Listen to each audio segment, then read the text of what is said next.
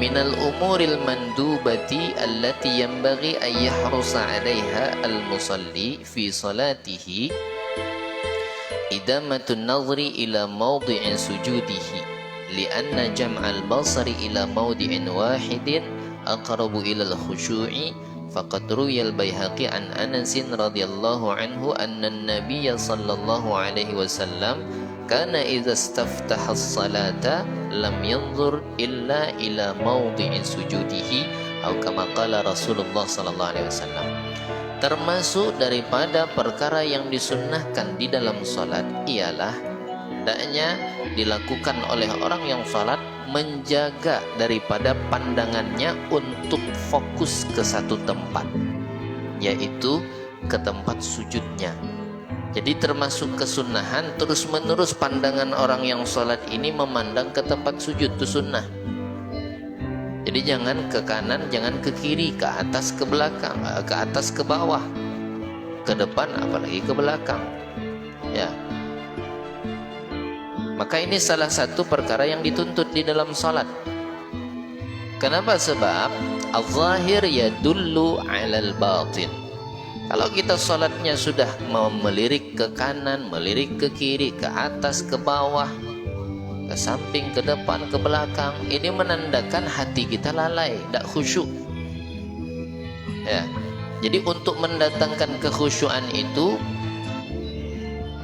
yang mesti harus kita lakukan pertama ialah badan kita atau pandangan kita fokuskan dulu ke satu tempat. Maka ini akan mendatangkan kekhusyuan. Jadi kalau ada yang bertanya bagaimana caranya supaya salatnya khusyuk, fokuskan dulu pandangannya ke satu tempat, satu titik, yaitu tempat sujud. Maksudnya kemana kita sujud nanti? Tengok aja ke situ. Allahu Akbar. Fokuskan aja. Di sepanjang salatnya itu memandang ke tempat sujud, kecuali nanti ada beberapa tempat yang pandangannya itu ditujukan ke selain tempat sujud. Jadi mulai dari dia berdiri, ruku dan seterusnya itu fokus ke tempat sujudnya. Kenapa dianjurkan demikian?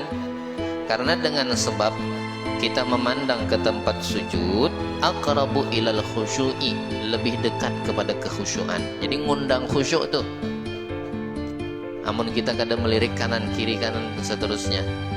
Apalagi misalkan makanya tuh jam digital. Jam digital tuh kan pas setelah iqamat dia seolah mati. Ada tulisan lagi tuh.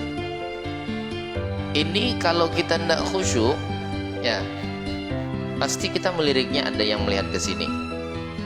Semingguan jadwal tuh kita baca. Ya, imam lagi baca surah, mana kita dengarkan bacaan imam. Kita tengoki aja. Ya, jadwal khutbah, jadwal pengajian malam ini, subuh ini, pokoknya semingguan kita selesai baca tuh. Nanti rakaat kedua itu lagi, ya. Jadi itu yang bikin hati kita tuh lalai. Nah, jadi untuk mendatangkan kekhusyuan itu yang pertama yang mesti harus kita lakukan, fokuskan dulu pandangan kita.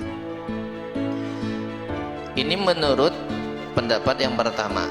Waqila, di dalam hadis Nabi sallallahu alaihi wasallam, kana idza istaftaha as-salata, Rasulullah itu kalau beliau salat, mulai salat, lam yanzur, tidak melirik kiri kanan depan belakang atas bawah, illa kecuali ila mawdi'i sujudi, kecuali hanya ke tempat sujudnya. Jadi salatnya Rasulullah itu fokus ke tempat sujud. Nah, itu yang diajarkan kepada kita. Jadi kalau mau khusyuk itu fokus saja pandangan. Ya, ini enggak kalau kita sholat kadang-kadang, ya jangankan orang di samping kita, yang di belakang kita tahu. Jangankan yang di sebelah kanan dan kiri kita, yang di belakang kita yang baru datang, ada jamaah masbuk misalkan, kita tahu orangnya. Saking enggak khusyuknya, berarti kan kita perhatikan. Kita nengok. Nah, itu tanda kita enggak khusyuk. Menurut sebahagian ulama, wa ba'duhum qala innal ladzi yusalli bil masjidil haram wa huwa yushahidul ka'bah fal aula lahu qasrun nadhri ilaiha fi jami'i salatihi. Sebagian ulama berpendapat bagi orang yang sholatnya di Masjidil Haram, maka hendaknya dia yang langsung di hadapan Ka'bah, Jadi sholat Masjidil Haram itu kan luas. Kalau ke bagian-bagian luarnya terhalang dinding, ya tetap melihatnya ke tempat sujud. Tapi kalau yang langsung berhadapan dengan Ka'bah, itu disunnahkan melihat ke Ka'bah, bukan ke tempat sujud. Tapi kalau di luar kan Masjidil Haram itu kalau kita tengok di TV itu Ka'bah, habis itu di sekeliling Ka'bah itu tidak ada bangunannya. Nanti beberapa puluh meter baru ada bangunan masjidnya. Nah kalau kita di depan, langsung depan Ka'bah, jangan ke tempat sujud, tapi langsung ke Ka'bah. Tapi kalau kita udah di luar atau di dalam bangunannya, tidak nampak lagi Ka'bahnya, tempat yang kita lihat itu tempat sujud kita. Wakila, dan dikatakan sebagian ulama, yanzuru fil qiyam ila maudhi'in sujudihi. Kalau kita berdiri, nengoknya ke tempat sujud. Wa fir ruku' ila zahri qadamaihi. Tapi kalau kita rukuk, nengok punggung daripada kaki kita. Nah, tengok kaki kita. Wa fis sujudi ila anfihi. Kalau lagi sujud, nengok hidungnya. Wa fil qu'udi ila hijrihi. Dan ketika kita duduk, lihat pangkuan kita. Li'annam tidadal basari yulhi. Fa idza qasaru ala ma dzakarna kana aula. Jadi pendapat yang pertama tadi menyebutkan kita salat itu sesuai dengan apa yang dilakukan oleh Nabi sallallahu alaihi wasallam. Kana sallallahu alaihi wasallam idza istaftaha as-salata lam yanzur illa ila mawdi'in sujudihi. Ini satu dalilnya. Rasulullah kalau sujud tidak melihat ke kiri ke kanan, depan belakang, atas bawah, kecuali hanya satu tempat, yaitu tempat sujudnya. Menurut sebahagian ulama, kalau kita lagi sholat itu pandangan kita tergantung posisi kita. Kalau posisi lagi berdiri, ke tempat sujud. Kalau posisi ruku, ke punggung kaki kita. Kalau kita lagi sujud, tengok ke hidung. Kalau kita lagi duduk, tengok pangkuan kita. Li'annam tidadal basar yulhi. Karena kata ulama, kalau kita, pandangan kita ini semakin jauh, itu semakin melalaikan. Jadi lebih utama pandangan kita tuh jaraknya dipendekkan. Kalau misalkan kita di posisi dulu, kita melihat ke tempat sujud, itu kan lebih jauh pandangan kita. Nah ini bisa juga menyebabkan lalai kata ulama. Jadi kemana nengoknya? Kalau kita lagi duduk, tengok ke pangkuan aja. Kalau kita lagi ruku, nah itu ke tempat sujud lebih jauh. Jadi tengok ke bawah, tengok ke kaki kita, punggung kaki kita. Kalau kita lagi sujud, kemana kita melihat? Nah, tengok ke hidung kita. Ini lebih utama. Jadi alasan ulama yang kedua, kenapa kalau lagi berdiri ditengok tempat sujud, lagi ruku punggung kakinya, lagi ruku punggung kaki, lagi sujud hidungnya, lagi duduk pangkuannya? Karena kata ulama yang berpendapat seperti ini, semakin jauh jarak pandang kita itu semakin bisa melalaikan. Jadi dipendekkan jaraknya, jarak pandangnya. Ini pendapat yang kedua. Jadi pendapat yang pertama, pokoknya di sepanjang sholatnya tengok ke tempat sujudnya. Itulah yang dilakukan oleh Nabi kita, Nabi Muhammad sallallahu alaihi wasallam. Bagaimana kalau berpejam mata aja? Wa qila yukrahu taghmidu ainihi fi sholati. Menurut sebahagian ulama berpendapat bahwa makruh hukumnya memejamkan mata. Sebab kalau kita memejamkan mata, biasanya kalau kita tingkat menghayalnya itu, lalainya itu 20%, dalam keadaan mata terbuka, kalau kita tutup bisa naik itu tingkat hayalannya tuh, bisa jadi 30 bahkan sampai 50%. Karena lebih gampang menghayalnya tuh, melayang-layang kemana-mana tuh, ya. Makanya dimakruhkan. Jadi kalau sholat tuh bukan malah disunnahkan untuk memejamkan mata, makruh hukumnya memejamkan mata. Waqtaran Nawawiyu adamal karahati illam yakhsha dararan li'annahu ad'a lil khusyu'. Tapi kata Imam An-Nawawi, kalau misalkan tidak dikhawatirkan akan memudaratkan, bisa mendatangkan kekhusyuan, tidak makruh. Misal nih, kita kalau sholat biasa sudah, kalau misalkan dalam keadaan mata terbuka, kita tidak khusyuk. Ya itulah tadi, ada nengok orang baru datang di samping kita. Nah kita tengok tuh, tidak tahan mata kita ini tidak melirik. Ya, Bahkan ada yang masbuk di belakang aja, hati kita nih penasaran, siapa di belakang nih. Ada yang bacaan sholatnya itu agak sedikit keras dari dia, di liriknya juga. Jadi tidak sanggup dianya untuk tidak melirik. Jadi dengan sebab itu disibukkanlah hatinya dengan hal-hal yang seperti itu. Bisa dia khusyuk, katanya saya bisa khusyuk kalau pejam mata, maka tidak dimakruhkan. Kalau memang bisa mendatangkan kekhusyuan dengan sebab dia memejamkan mata, maka tidak dimakruhkan memejamkan mata. Jadi ditengok keadaannya, sekiranya itu mendatangkan kekhusyuan maka tidak makruh. Tapi kalau seandainya menambah lalai, makruh hukumnya. Jadi lihat keadaannya.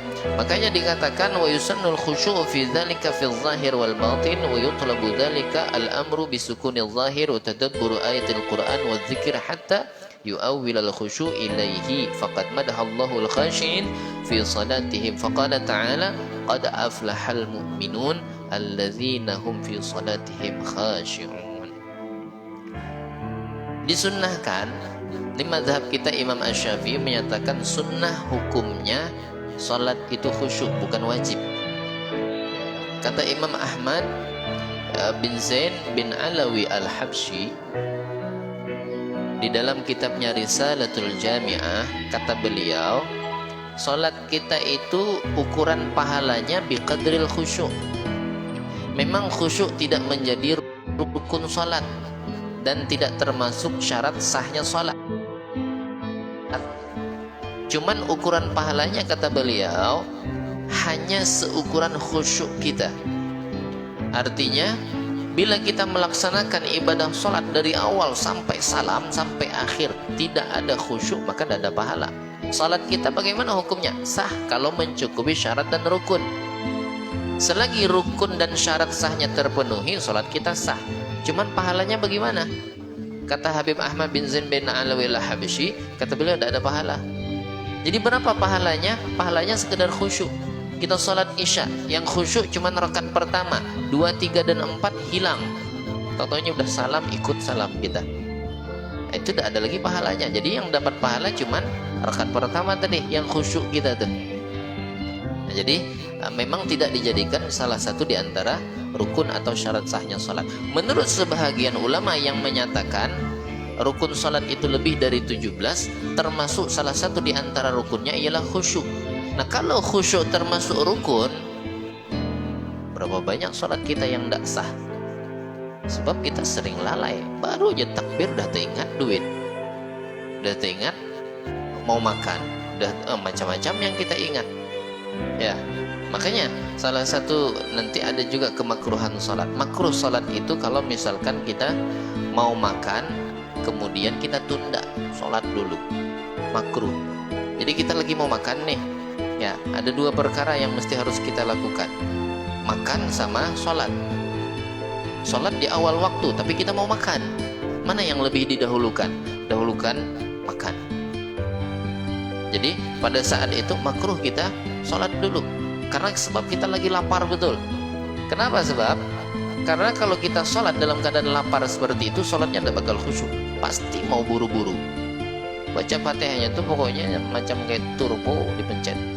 Ya, Bismillahirrahmanirrahim, amin. Tumakninahnya pun tidak jelas lagi, sudah Allahu Akbar, Allah limana, perut lapar. Jadi yang di otak kita tuh ingat mau makan aja tuh. Kecuali kalau waktunya sudah sempit, nah itu dahulukan sholat, wajib hukumnya. Kalau kita makan habis waktu sholat dulu, ya walaupun dalam keadaan lapar. Atau misalkan kita dalam keadaan lapar, azan isya misalkan, pilih sholat dulu apa makan dulu, ditengok makanannya udah siap belum. Kalau istri kita baru motong ayamnya, kapan masaknya? Ya jelas didahulukan sholat. Jadi yang makruh kita lakukan sholat dulu sebelum makan itu ketika kita punya keinginan atau lagi lapar-laparnya, kalau makanannya sudah siap. Kalau makanannya belum dimasak atau masih proses masak, masih lama lagi, nasi baru dikukus, ya nunggu aja lah, nunggu makan dulu baru bis itu sholat. Emang sukanya tujuannya setan itu. Ya, disuruhnya kita nunda. Jadi jangan salah kita pahami, makruh sholat sebelum makan pada saat kita kepengen makan itu kalau makanannya sudah tersedia. Kita tengok buka tudung saji, sudah masak, udah lauknya ada, nasinya ada, tidak ada yang ditunggu lagi. Nah itu makan dulu. Tapi kalau kita tengok ya buka tudung saji, cacapan dari syutingannya, ikannya baru di siang, ya nasi belum masak, baru dicuci berasnya, ya itu sholat dulu. Ya jadi jangan pula kita wah katanya masa lebih diutamakan makan daripada sholat. Ya kalau makanan sudah ada artinya tidak memakan waktu yang banyak, nah, makan dulu, ya makan dulu habis itu baru kita sholat. Karena kalau kita lakukan dalam keadaan tadi lapar, nah, itu bisa menimbulkan kelalaian, sebab pasti kita tidak konsen. Maka dituntut kita itu khusyuk zahiran wa batinan. Nah itu tadi al-zahir yadullu 'alal batin. Zahir kita ini nunjukkan isi dalamnya. Kalau kita sholat aja sudah gelisah kelihatannya, gerak sana gerak sini, lirik kanan lirik kiri, ini nandakan hati kita pun lagi gelisah.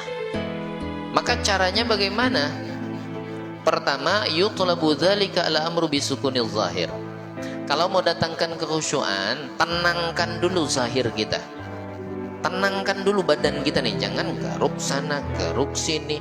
Kecuali kalau udah tahan lagi, gatal betul. Tapi kalau udah terbiasa, kaki gerak sana. Memang tidak membatalkan kalau cuma sekali. Ya, kadang sempat-sempatnya kerak, kerak lagi sholat. Ya, imam lagi baca Fatihah, kerak, kerak. Makruh nih, ya bunyi-bunyikan tangan tuh, melirik, jangankan kepalanya yang bergerak, mata saja kalau kiri kanan melirik, ya itu dimakruhkan karena itu bisa menyebabkan kelalaian. Jadi mau khusyuk tadi gara-gara mata kita melirik kiri kanan, ya noleh kiri noleh kanan, hilang khusyuknya. Apalagi tertengok sesuatu yang bisa menyebabkan kita tuh lalai. Nengok depan kawan kita ada bajunya bertulisan macam-macam, itu yang kita baca. Ya, makanya kalau kita perhatikan ini luar biasa. Ini yang jam digital tuh kalau pas lagi komat tengoklah mati. Coba kalau tidak dimatikan, pokoknya selama kita berdiri itu aja kita baca. Jadwal seminggu tuh hafal kita. Ya 3 rakaat kita berdiri, 3 rakaat kita itu aja yang dibaca. Jadi bukan dengarkan bacaan imam. Ya, nah, jadi zahir kita itu dulu ditenangkan dulu. Kemudian untuk mendatangkan kekhusyuan yang berikutnya, setelah badan kita ini tenang, itu zahirnya. Batinnya lagi, batinnya itu na'lamu ma naqul au na'lamu ma naqra wa na'lamu ma naf'al. Minimalnya itu apa yang kita ucapkan, baik itu ayat Al-Quran seperti Fatihah dan surah, begitu juga zikir. Kita tahu, sadar artinya. Lagi baca Fatihah tuh kita ingat, saya ini lagi baca Fatihah. Kemudian kita sadar lagi baca ayat, baca surah. Lagi ruku kita sadar lagi baca tasbih ruku. Itu minimalnya dulu. Nanti baru setelah kalau udah bisa seperti itu tingkatkan lagi. Nah, jadi kita tahu apa yang kita baca dan kita tahu apa yang kita lakukan. Kita lagi ruku, kita sadar kita lagi ruku. Lagi i'tidal sadar, lagi sujud sadar. Nah itu khusyuk. Cuman kelasnya masih paling bawah. Naik lagi setelah itu, yang kata ulama, kita berusaha untuk faham apa yang kita ucapkan. Misalkan kita lagi baca Fatihah, kita tahu terjemahnya dulu. Bismillahirrahmanirrahim, dengan menyebut nama Allah yang Maha Pengasih lagi Maha Penyayang. Alhamdulillahi Rabbil Alamin, segala puji bagi Allah Tuhan sekalian alam. Ar-Rahmanir Rahim, yang Maha Pengasih lagi Maha Penyayang. Maliki Yaumiddin, yang memiliki hari pembalasan yaitu hari kiamat. Iyyaka na'budu wa iyyaka nasta'in, hanya kepadamu kami menyembah dan hanya kepadamu kami meminta pertolongan. Ihdinas siratal mustaqim. Ihdinas siratal mustaqim, berilah kepada kami jalan yang lurus, petunjuk jalan yang lurus. Apa tuh petunjuk jalan yang lurus? Siratal ladzina an'amta alaihim, jalan yang mereka engkau berikan kenikmatan atas mereka. Ghairil maghdubi alaihim, bukan jalan yang dimurka, bukan jalan yang dibenci.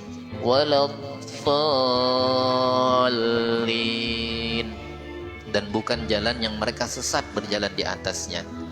Amin. Kabulkan doa kami ya Allah. Nah, itu minimal dulu. Jadi tahu kita, ngerti apa yang kita ucapkan. Kemudian setelah itu baru tingkatkan lagi. Nah, ini yang tingginya nih. Tadabburu bil makna. At-tadabburu bil qiraah, menghayati apa yang kita baca. Nah, itu tingkat kekhusyuannya. Jadi kalau kita lalai, lupa menghayal ke sana ke sini sampai akhir salat kita, maka ini juga akan membahayakan kita. Allah Subhanahu wa taala memuji orang-orang yang khusyuk di dalam firman-Nya, Bismillahirrahmanirrahim, qad aflahal mu'minun.